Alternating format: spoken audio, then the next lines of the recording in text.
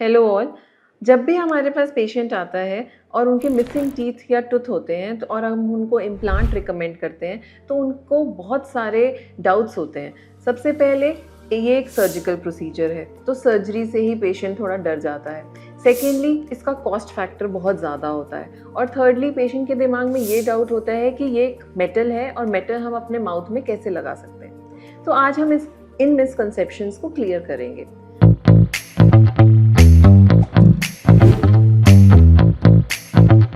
Hi, I'm Dr. Saru Manchanda from Absolute Dental Care।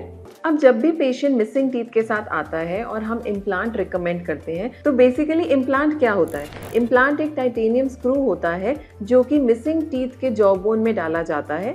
इसके बाद थोड़ा सा हीलिंग टाइम दिया जाता है, यानी कि 3 से 4 महीने उस हड्डी को उस इम्प्लांट के साथ मिलने के लिए, यानी इम्प्लांट को ऑस्टियो इंटीग्रेट होने के लिए टाइम दिया जाता है।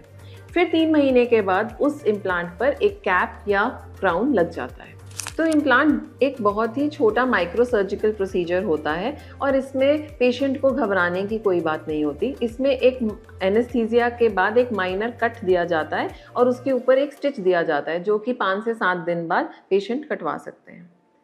अब आती है इसकी कॉस्ट की बात। जो इम्प्लांट की कॉस्ट होती है वो बहुत ज़्यादा डिपेंड करती है इम्प्लांट कहाँ पे लग रहा है, कौन सी कंपनी का लग रहा है, डॉक्टर की एक्सपर्टीज़ पे, उसके ईयर्स ऑफ एक्सपीरियंस पे, और लास्टली कि अगर पेशेंट के मुंह में हड्डी नहीं है तो अगर हमें उनके इम्प्लांट के साथ एक ग्राफ्ट डालना पड़ता है तो कॉस्ट अपने आप इंक्रीज़ हो जाती है। तो ये वेरी करती है from around 20,000 to around maybe 1 lakh. Thirdly patient के दिमाग में ये भी डाउट रहता है कि हम एक मेटल अपने माउथ में ले रहे हैं तो आगे जाके हम एक्सरेज या MRI स्कैन्स नहीं करवा सकते। मैं आपको ये बताना चाहती हूँ कि जो इम्प्लांट है वो एक टाइटेनियम का मटीरियल है and it is very bio inert. ये बॉडी के साथ कोई रिएक्शन शो नहीं करता।